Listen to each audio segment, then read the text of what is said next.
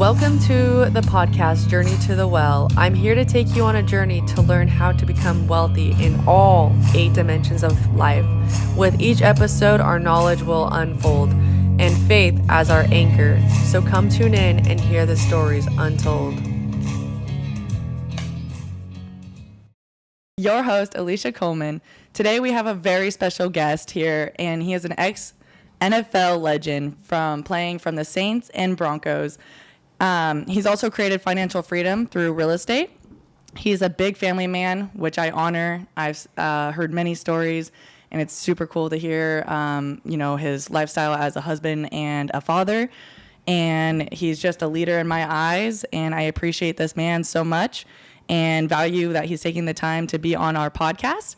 And it's so crazy because we invest in the same fund, which has also created my financial freedom. And I am just super inspired by him, and also inspiring with your neck tattoo badass move that you're thinking. Soon. It's coming soon. Well, first off, thank you for the glorious intro, but yeah. I don't know if I would call myself a legend per se. I was a guy that hung around for a little while, but it's nice to hear that glowing introduction. Thank you very much. So, your guest, PJ Alexander. Hello, everyone. How are you? I hope everyone is doing well out there. Yeah. Man, we have been trying to do this podcast for a while now. It has been a while now, but all that's in the past. We're here. Yeah. We're going to rock it out. We're going to have a great time. I was just super nervous. And, now we're just going to go with the flow. We are. No nerves. We've done this before. We've done it. Yes. Something very similar. More nerves that time, I think, for you, for sure. Well, no, I thought you were nervous. I saw you going like this. You're like, this is a really...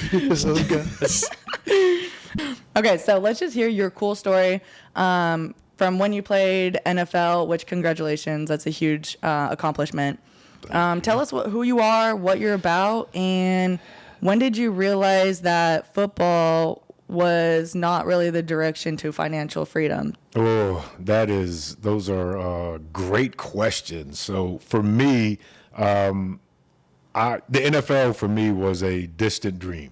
I never really truly believed I would get there. My goal playing football in high school was to get a college scholarship, mainly to help my parents. If it wasn't for the scholarship, I probably would not have gone to the school I went to, Syracuse University, which is a great school, private university. Getting a degree from there truly kickstarted my life. But I wasn't sure the NFL was going to be my path. I was a pretty good football player. I was a pretty above average, pretty good player in college. But coming down to my senior year, I had a broken foot going into the year, and I played the entire year in and out of a walking boot. So I wasn't sure if I was going to get a chance to go on and play. I eventually did, but I was an undrafted free agent. So that means they had 7 rounds of picks, 200 and some odd picks, and my name was not called. A little bit humbling. Because I thought maybe I should have been drafted. People were telling me these things, but eventually I was not drafted, but I signed to the New Orleans Saints as an undrafted free agent, and everyone thinks you go to NFL, you get a ton of money. My signing bonus was $6,000 before taxes. For the year? For the season? For just the signing bonus, just to sign on. So $6,000, so after taxes, I think it was, I don't know, $3,200, something like that. That's insane. So I didn't, and I had taken out a loan when I finished school through an agent. So that was like a $3,000 loan. So basically, I was gone. Okay. So I'm going in, high draft picks, first, second round draft picks. Millions of dollars, but a guy like me was battling for everything I could get. So I had to go through training camp, battled my butt off. Was able to, initially I would have made the 53-man roster, but I got put on practice squad, meaning I got cut and they wanted me to hang around, so they put me on the practice squad. And I think my salary for the practice squad was, I don't even know, like $4,000 a week maybe. Okay. which sounded pretty good, Yeah. right? It was more money than I had ever seen and regularly in my life. I was in New Orleans. It was fantastic. I loved every minute of it. I was overindulging in New Orleans. Oh, I'm sure. Down on The down on the Bourbon streets, Street, Bourbon Street. yes, fully involved in the culture and eating. I was huge. I'm much thinner Beignets. now. Beignets, so many beignets, but more booze than beignets. The shark attacks. Yes, lots of booze. But my first year was incredible. I worked really hard. The team saw that I was working hard, and they actually gave me a signing bonus at the end of the year. That opportunity to go somewhere else and sign on their active roster. So they gave me $50,000 as a signing bonus, almost with the last quarter of the season. Then I really thought I was the richest man in the world. $50,000, this is great. Yeah. Oh, I love it. I'm going to have so much money. I got in the bank. All season came. I'm going out every night. I'm running the tab in the clubs. I'm spending $1,000 on the tab, and then I got another $800 in cash I'm spending. This every night I'm doing that, right? And I finally, halfway through the offseason, look at my bank account. I said, holy smokes. I use much stronger words. Yes. But I said, where was all my money? I had nothing to show for it, and that kind of turned the light bulb on for me. Yeah. That this NFL thing, especially for me, being a guy that was not going to be a big salary guy, get a huge contract, I needed to start looking after my money a little bit more. Not saying that I made all the right decisions then, Yeah. but I tried to tighten up a little bit. But even throughout my career, I was always, I made some money. I made a decent amount of money. But even seeing guys that made a lot of money, it was obvious to me that the NFL is, for one, it's the best temporary job on earth, and it will not give you enough money to last your entire life, regardless of how much you're making.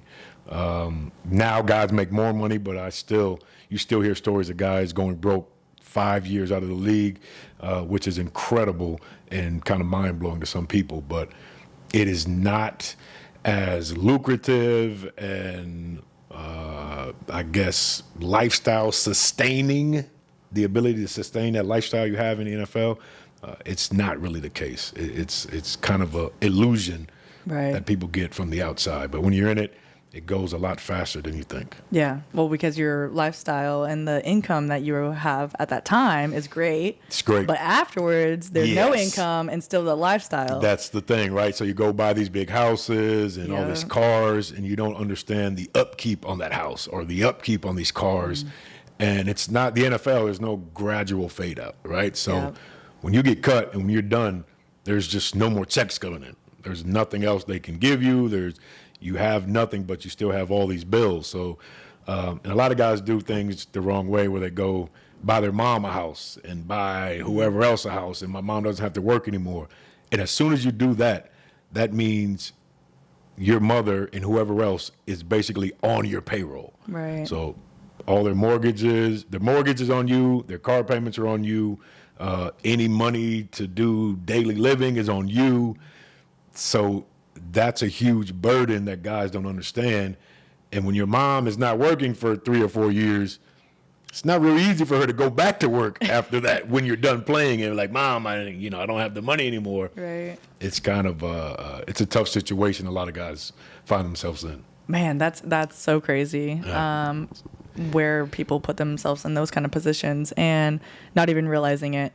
It's pretty unbelievable. I mean, and you'd be surprised. Like I tell people all the time, I've seen people in the NFL live check to check, basically. Like whatever they get. So the NFL, whatever your salary is divided over the games of the season in the 1 bye week. So now when I played, it was 16 games. So you got 16 game checks and 1 bye week. So 17 weeks divided whatever your salary is for that year. If it was 10 million, if it's 300,000, whatever, you get it in 17 installments. Okay. And guys would spend all of it until the next one came. And you'd be surprised how many guys would have to go get an advance on their next year's contract because they don't have enough money to make it through the offseason, which is crazy, right? That is. It's pretty unbelievable. Is that something that happened to you? Like, what was your journey on that, like, coming out of the NFL? So I never had to do that, but when I was coming out of the NFL, first off, when I was actually still in, before I got signed, I got released.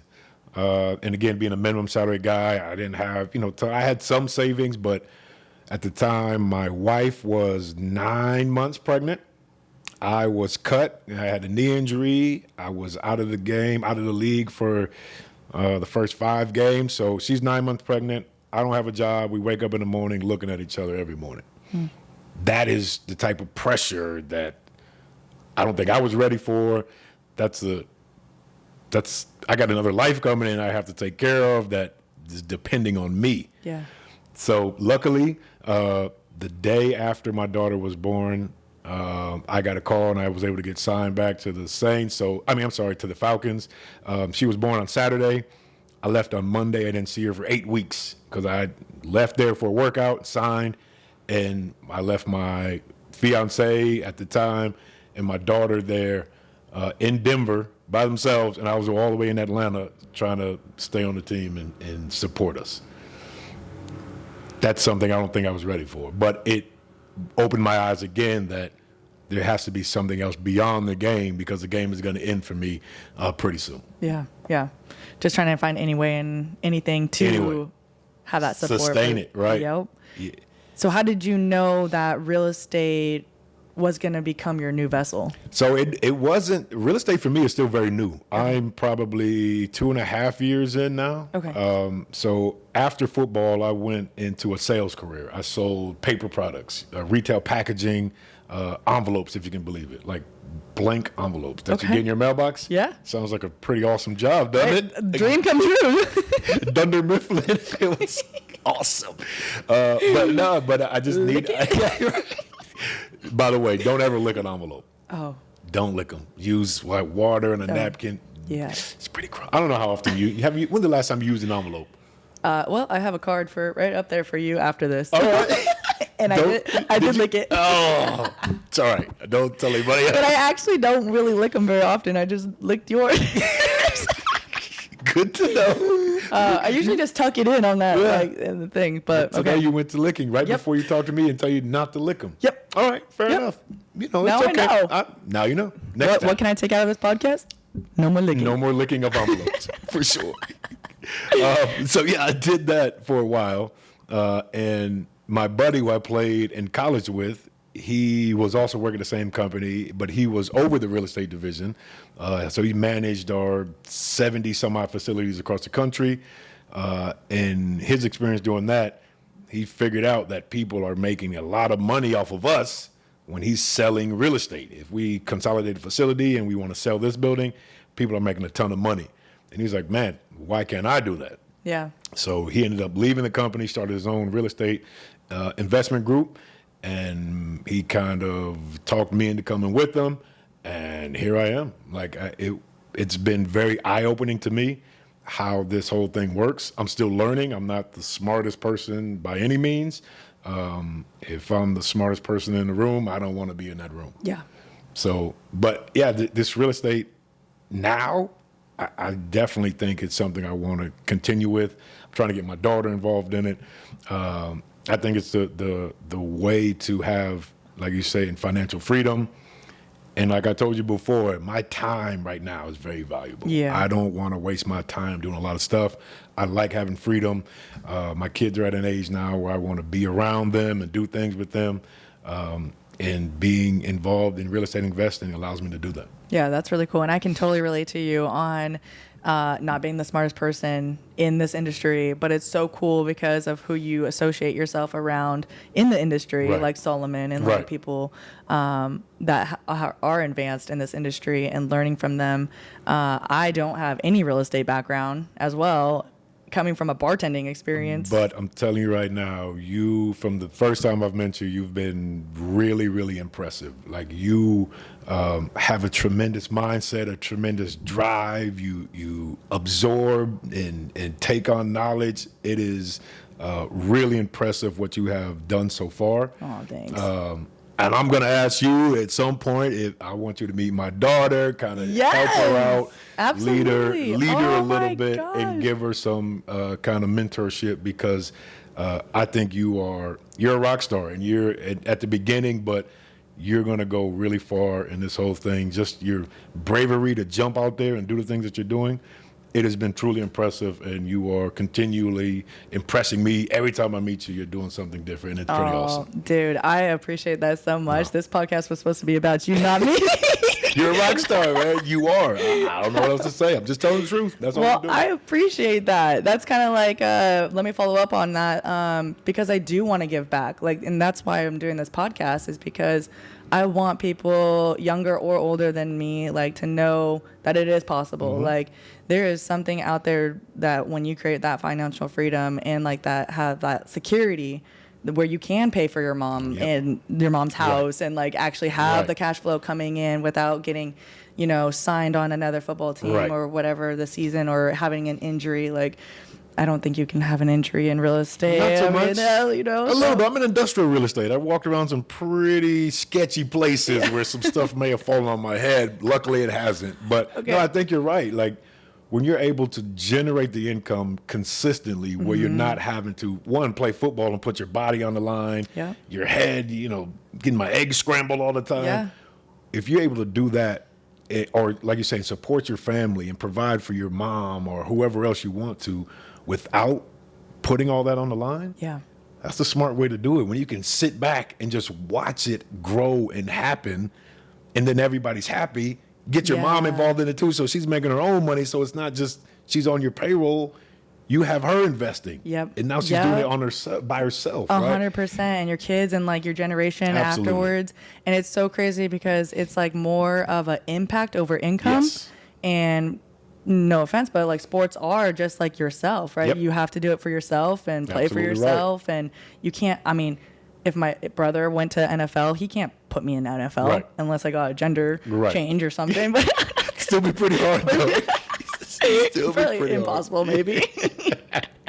But it's not the route that I is reasonable these days. So I think it's just really cool that how much knowledge you can bring to somebody else in your generations through the real estate industry. But that's what I'm trying to teach my children now. There's easier ways to do it. My son loves football, and I'm not going to deny him the game, but there's so many easier ways to go about it when you're not beating up your body physically, have to worry about the concussions and having cognitive issues later on in life. There's such an easier way to go about it. Of course, it's not as glamorous as football, but the glamour fades. That's what people don't understand. It fades so fast. Anybody who thinks they're a huge football fan, if you ask them, name me 10 people off the team 5 years ago, 99% of people won't be able to do it. Yeah. Even if that team won the Super Bowl, they still won't be able to do it. 10 people. They're in the dust now. In the dust. No one cares. Dang, that's a crazy thought right there. It really is. Because you're setting up your kids already for financial freedom, which is super cool. Right. And that's the leadership that I like to see, with people with their kids and being able to do that. What made you decide to do that? I just think it's important for me because I feel like I was behind, right? If I could have had this knowledge and done more earlier on, I could have been more set up and more stabilized and secure in my life, right now at this point. Yeah. I was introduced to it late, but I think if I can introduce my children to it early, change their mindset where they don't have to, grind and work every single day, go out and do this. I was talking to my daughter just earlier today about having the ability to do the things that she wants to do, the freedom of time to travel, to go different places, to be around for her kids. That is important to me. But if you don't plant that seed now, it's gonna take longer to take hold later on in life. So for me, I wanted to get them early to just get a different mindset than the people that or what they're being taught in school to go get a degree and work for somebody for the next 50 years. No, geez. That doesn't sound that cool to me. I'm not job capable. I fired myself a long time ago. Right. I know a lot of people that have time, and I know a lot of people that have money, but not a lot of people that have both. Have both. And that's what we need to Yep. change, and that's what we're here for, Yeah, right? And to me, I don't need to be the richest man in the room either. Don't. I Yep. don't. If I'm comfortable, I can live and I Yep. can do what I want to do. I'm totally happy. I don't need to be the richest man out there. I Yeah. don't want to outrich anybody. I just need enough to give back to God's kingdom. There you go. And be financially free. So That's pretty awesome. yeah, That's pretty awesome. that's our goal. What financial advice would you give pro and non-pro athletes at this point? For one, pro athletes, it's very easy. Yeah. Use the game. People love athletes in general. Mm-hmm. In being a professional athlete, football, baseball, basketball, whatever it may be, hockey, it puts you in front of so many people that you typically wouldn't have the opportunity to be in front of. So many networking So opportunities. many. Shake So every hand. many. Everybody just gravitates toward athletes. Learn how to be charismatic. Yes, Oh you my can't. gosh. You can't. Turn down this big engagement. I don't want to go here. I don't want to meet this person. Meet everybody. You don't know who's going to come back around later on to help you when you're done playing. You have to take advantage and use the game because the game is using you. It's beating up your body. It's wearing your head out. You're stressed out. Everything is being taken from you, and the window is so small that if you can't use the game the same way it's using you, you're missing out. Yeah. So for me, that's easy advice for anybody, not even professional. If you're a college athlete, if you are a standout high school athlete, people still gravitate to you. Use the game. Use it, because it's going to use you up and spit you out and be done with you, and it's not going to give you anything else. Do you think it's harder to go back into those connections once you're out of the game? It doesn't have the same effect when you're out of the game for a number of years, but it's still, people still gravitate toward that athletes. Even me, right? Like I've been last football game I played in was in 2000 in the NFL anyway, was 2008. When the market crashed. Yes. Awesome. Right after I bought my house, right before the market crash. It's so sweet. I loved it. Awesome. Yes. But people still they like to hear, that I played football. This guy did. To me, it's mind-blowing that anyone even cares about that anymore. Yeah. But people do. So it's being an athlete, I think it's easier when you're a professional athlete. Unless you're a college athlete in the town you're in, people still, in Syracuse, I'm huge. Everybody still likes to talk to me because Syracuse is, it's a small town, and I was successful from there, so people like that. But it's a little harder. It just doesn't have the same effect when you're out of the game as when you were in the game. Okay. So for non-professional athletes or non-athletes in general, I think find the right mentor. Yeah. Find the right people that have the same mindset that you do to go in the same direction and push you in the same direction, not someone that you are kind of dragging along. You need someone to drag you along, right? Like we talked about. That has the lifestyle that you want. Lifestyle and smarter than you, have an experience that they can share with you. Someone that is willing to share the knowledge and not trying to keep it for themselves. There's enough out there for everybody. Yeah. You have to find the right person to kind of learn from, right? Yeah. I mean, you don't know what you don't know. So and for me, there's no substitute for experience. So if you've been in the real estate game or the investing game or whatever it is, you have more knowledge than me already. So I want to learn some things, and I'm going to figure out what you did wrong, what you did right, what I can implement in my life to be successful, and just kind of move forward from there. Yeah, that's really cool. Do you think you did you ever lose your identity or anything like that in your progress and your with the football and everything? I would say I was. Is that easy to do? It is. You get kind of caught up in football, and when I got finished, I really didn't want to be the football guy anymore. Like when I first started my sales career, I was like, listen, I don't want to be a football guy. I want to leave all that behind. I don't care. But my first boss said, we want you to be that guy because that gets you in the door. If you're trying to sell somebody something, regardless of what it is, envelopes or widgets or whatever it is, you need something to get you in the door. He said, but you have to have some substance behind it because once you get in the door, it doesn't carry you anywhere. Yeah. All it does is open the door. And if it opens the door, you have to go in and take advantage. So player cards, right? You have to use, and I had to use what I got out of the game, which I didn't know that I really needed, and I didn't know I was getting at the time. But it worked out well. I don't think I truly lost my identity. I think I wanted to get rid of it more, of not being a football guy, but I used it to my advantage. Yeah. You're a husband, a father, and speaking of identity, and I think now I would say that you're a mentor now because you're taking the time and you're giving your time back to teach students and young athletes of what you know. Do you want to touch on that? I just think that's important because especially for young football players and young minority football players, a lot of them come from backgrounds where they don't have any knowledge of anyone in their circle having money, knowing how to grow money, what to do with money. A lot of guys, if they do make it to the NFL, they have an uncle who's been their uncle forever. Who's like, oh, I can manage your money. I can do this for you. When he's never had money, he has never been around anyone that has money. So, and it's hard not to trust those guys or trust your family because they're your family, right? And you've grown up with them your whole life and you love your uncle and you love your mom, but they have no concept of money and what to do with money and how to grow it and to do anything with it. So I just think for my part, my experiences, I'm never a person that's going to tell somebody what they have to do. You have to do this. You need out of. That is not it's not my thing to do.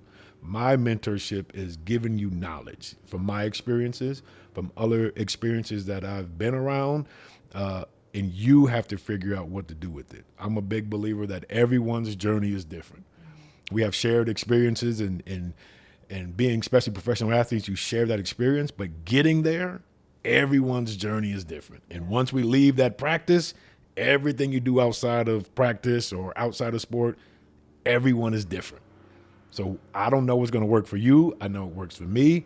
If you can take something that I said and tweak it to work for you, all the better. Yeah, nitpick, and it's kind of like faith too. Like you can always present it, but you can't force it, or else you're gonna scare them away. Absolutely right.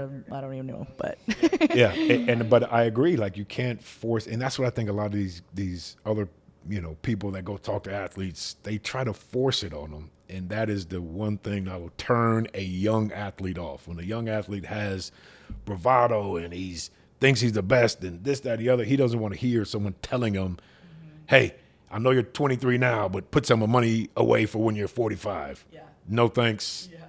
Don't tell me what's going on. I got it. Thanks." Right. So, but I just think it's important just to show guys that, listen, I came from where you come from. I've had struggles. My parents were really young. They didn't know anything. Like I've made mistakes. Here's some mistakes I've made. I just hopefully you can avoid these mistakes that I've made. But it's hard. Guys are going to make mistakes and they're going to have to pick themselves up. Yeah. You got to learn somewhere.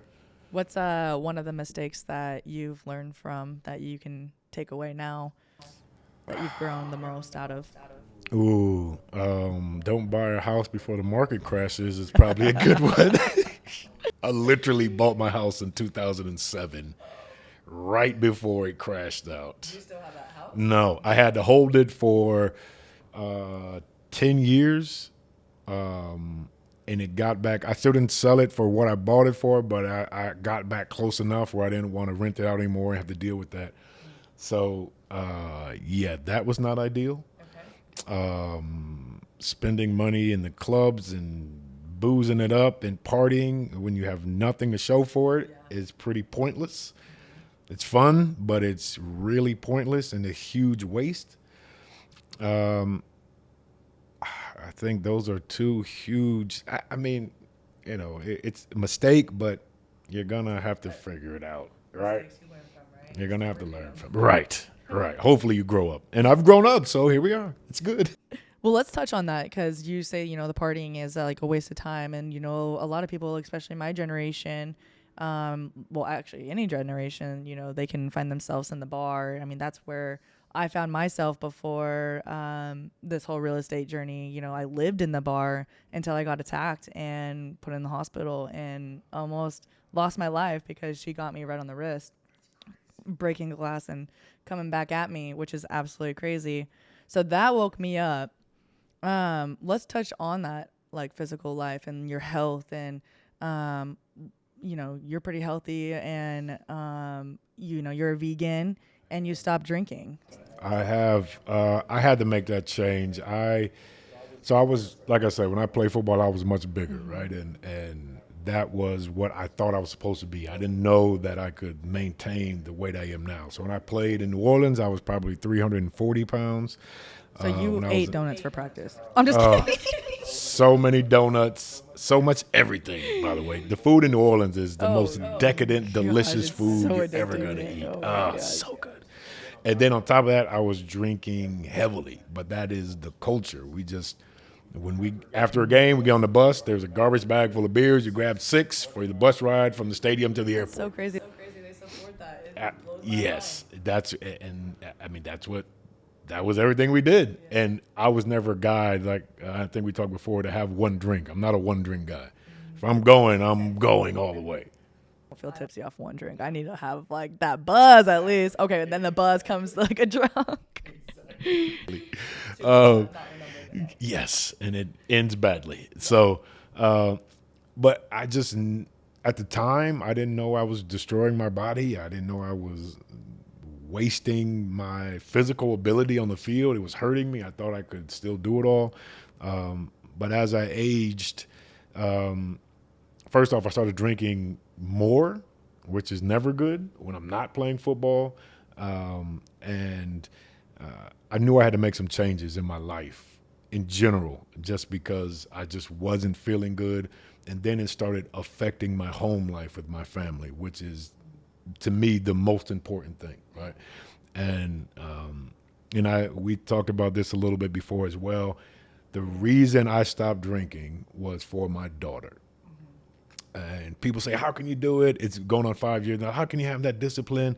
I said, well, when it's a reason like my daughter, I have no desire and I have no reason to go back to how I was. So just to tell a story really quick, I was drinking. I would go buy 2 handles of Tito's vodka for the weekend, just by myself, 2 handles. And I would go through 1.5 bottles from Friday afternoon until Sunday alone. So Saturdays, my wife's a hairstylist. She would be in the salon working. I'm at home with the kids. It's 11:30. Football games are starting to come on, and I'm already a 30-ounce Yeti cup deep, starting on my second cup. And I'm just being a grouchy SOB, yelling at my kids upstairs. They're just up there having fun. They're younger, laughing, joking, and I'm, quiet down. Why are you so loud? Clean your room. I'm screaming at them, right? And my daughter, unbeknownst to me, is upstairs texting my wife at work saying, Daddy's yelling at us. He's mad. We don't know what we did, but we're scared to go downstairs. And I had no idea that was going on. And my wife told me that, and it literally broke my heart. Like it hurt me to the core. And when she told me that, I didn't believe it at first. And she said no. And she showed me some text messages, and I literally was crying. And I said, that's it. I'm done. I can't have my children, specifically my daughter, me being her dad and one of the biggest influences in her life as a man, scared to come downstairs, scared in her own house, not feeling comfortable. I said, there is no way I can have my daughter specifically, but my children living like that. So I shut it down, and I have zero desire. I don't want to go back to it. Like I said, it'll be 5 years, January 1st. I don't have any desire to drink. I don't think I'll ever drink again. And it doesn't bother me. I'll sit at a bar. I'll sit at the bar. I'll pass drinks to people. I'll pour my wife drinks. I'll pour her wine. but I won't even literally like, if a little bit spills on my finger, I'm not going to lick my finger. I'll go wash my hands. I'm not touching it at all because, again, I'm not a. You're putting a hazard suit on. Yes, Like, no. but I know myself, right? Because if I go in, I'm going all the way in. I'm either all the way in or I have to be all the way out. And for her, I'm all the way out. That's so cool. And I loved how you digged deep onto that story. That's one of my favorite stories I've ever heard somebody say. I think it's just super impactful and what you've done on that decision in your life, because not a lot of men do that. Or, there's alcoholic moms and stuff out there too. What advice, or where could you kind of like pivot to people that do experience those parents that are alcoholics and stuff, and maybe how you can help that child, or the person that's going through that right now, dealing with an alcoholic mom or dad or family member that's under their household? That's a really tough, really tough situation, right? Because most parents won't be able to see it for themselves. And even if the child, I think a child has to, man, that's such a tough situation, right? Because it's hard for a child to go to a parent and for a parent to accept that, right? To accept that they're having an issue. I think communication is key. I think trying to have that communication and trying to show them potentially, the damage that they're causing. But I mean, that is such a hard situation because when you're in it, you don't see that you're in it. You're too close to the forest to see the trees. You have to, at some point, as a alcoholic parent, which I consider that I was a functioning alcoholic parent, I would drink every single day, every single night. Almost, I would pass out on the couch. Like, it was everyday thing. And until I heard that from the outside, I didn't realize it was affecting my family the way it was. So when you're in it, it's hard to see everything that it's causing. Were you trying to numb something back then, or trying to avoid something that you didn't deal with, or like what brought you to that level of being an alcoholic? I think it was partly numbing injury pain from playing football. My hip was really bad. So I think I was trying to self-medicate that.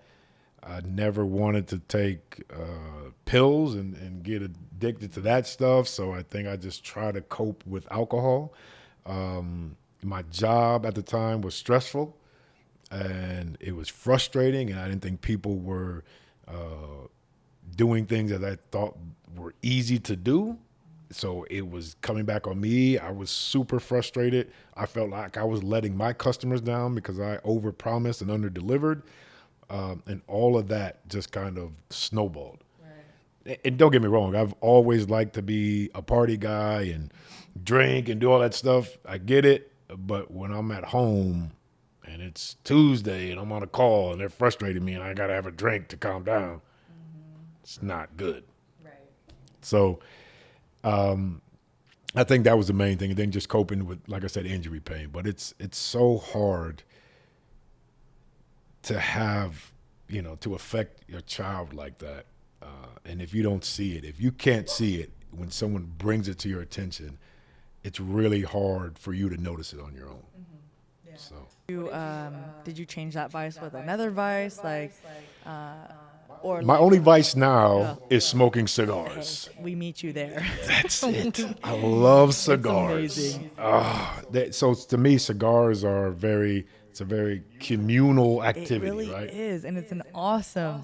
You meet cool people. That's really where I met cool you. People. Right. And I think that's what it is. You can sit down and sit next to anybody. Yeah. You can sit down next to a construction worker, next to a CEO, next to anybody, and everyone has a conversation. You can talk about your type of cigar you like, things that you're doing. It's just like being on a golf course. So much business gets done over cigars. It's kind of like a therapy session. You just sit down and just throw things and bounce things off of people. I just think it's a great activity. Definitely a huge substitute for alcohol for me. Sometimes alcohol and cigars go hand in hand, but for me, I'm truly happy with just smoking cigars, enjoying that time, enjoying the people I get to meet, like yourself, and I just think it's a great activity. So that's my only vice. Also, not probably the healthiest vice, but way better than boozing it up all the time. And you can remember things. Yes, that's always a bonus. Always. The only thing is that when I come home, I'm like, Yes, oh, you reek where you have I been? reek of cigar smoke. Cigar smoke is strong too. It is strong. Yes, it is. But it's okay. It's the time is worth it. Yep, So- agreed. And the conversations. Agreed. Definitely agree. Well, PJ, do you have anything else that you would like to tap in on that we haven't touched or? I think seriously, like I just want to give you credit again. Thank you. I really think the thing that you're doing, you're really setting yourself up for a tremendous future. I think you are tremendously smart, tremendously driven in everything that you do. You are funny, you are engaging, you are great to be around, but you're like the first time we met and the first time you interviewed, we literally just walked up, met each other. You didn't have a script, you didn't have anything, but you were so willing to jump in and give it a try, like, and just figure it out. I thought that was amazing. Like a lot of people don't have that ability and confidence in themselves to go that route. But I just have to give you credit that you're doing amazing things. Thank you. I can't wait. I really do want my daughter to meet you and just to talk Maybe to someday you. she'll be on the podcast. That'd be great. I'll have a studio by then. Don't worry, it won't be an apartment. No, this is seriously. You are truly impressive to me. And you say older people, younger people. Me being much older than you, much I don't know much. How old are you? I'll be 40. I'm 44 That's officially. a lot older than me. I know. It's so sad. I'm almost 45 too. But I learned stuff from you, and I'm not afraid to admit that a lot of people, don't like to say that younger people influence them, but you give me a passion to keep doing these things, keep trying to help other people and engage in other people. Just seeing you in action, it's inspiring to me. And seriously, keep up everything you're doing. You are truly a rock star, and you're gonna be awesome. Now, it's like you seen a commercial where they said, "Don't call everybody a rock star, but I think you're a rock star." I dig it. Thank you. I seriously appreciate all those words. Absolutely. I'm gonna have to re-listen to that. So it's words of affirmation every day now. I dig it. I dig it. No, you should honestly. And plus, you're just super cool on top of that. Thanks. Am I? I think you're pretty awesome. Thank you. All right, gold diggers, it is time to wrap it up, of course, with our scripture. We always end with a Bible verse in this podcast. So today I picked out Proverbs 17:22, and it says, "A healing heart is good medicine, but a crushed spirit dries up the bones." And I absolutely love this scripture for this podcast because I'm going to give some good affirmations back to you now. All right, I'm listening. Because every time I see you and you walk in a room, you literally light it up. I don't know what you're like, the vibe, everything that you bring to the table. It's just, you're always engaged and you're always smiling in conversations. And I don't know if you ever have a sad day because you're always smiling and laughing. You are definitely somebody that I look up to, your leadership, your story with your alcohol and, your decision to like cold turkey that and make that decision for your children. It is so, so cool to like hear that because it makes me want to do that. Mm-hmm. And it's also like brings example to this world that like, because it's so easy with society getting trapped into the bar scenes and everything like that. For so sure. The more of us that are sober and that can show you have a good time. I did 75 hard and like I went past that for 122 days of being sober. And like, it is a huge difference of like how you impact people and bring that on. So the fact that you have found balance in your life through those things, and you've mastered them, it's just your spirit to help people also is just incredible. And you know what? I appreciate that word, the word balance. It is truly a balancing act. And I have where I sit now in my life, like I feel like I do have balance. I try to be as consistent as I can be every day, right? And bring. I love to see people smile. I love to see people have a good time. That just makes me happy, and I appreciate that. I try my best just to brighten everyone's day. Just that little bit, if you can get someone to smile back or just let them know that you're smiling, give random people compliments or whatever it may be. So huge. I think that's huge, and it just betters the world and betters us as humans. I appreciate it. I truly appreciate that. Thank you. Yeah, you're welcome. It's like a yawn, I feel like, when it's like addicting. Like once you get a compliment, like I'm feeling good. Yeah, exactly. And then you say the next person, yeah, you look good. Yep. I look good, you look good. Like it just, It's better than yawning too, because everybody starts yawning, they're about to take a nap. Just don't give boring comments. Right. Make them real. I love it. All right. Well, thank you so much for joining Unleash Gold Diggers. Thank you again, PJ, for taking your time out of your day and giving some knowledge through this podcast and telling your story. Where can people find you, follow you, and possibly even invest with you? Oh, man. So, as I mentioned, I'm a pretty old dude. I have no social media other than LinkedIn. Hey. PJ Alexander on LinkedIn. I don't think I have to give the whole thing. You search PJ Alexander, you'll see my smiling face. They know what to do. Yes, I'll be there, but that's really the only place you can find me, so you better look there. There you go. Go follow him. All right. Thank you so much, friends, for being part of this show, exploring life's depths wherever we go. Don't forget to like and subscribe because your support means the world. To let our community grow, and remember, as we conclude today, let gratitude flow.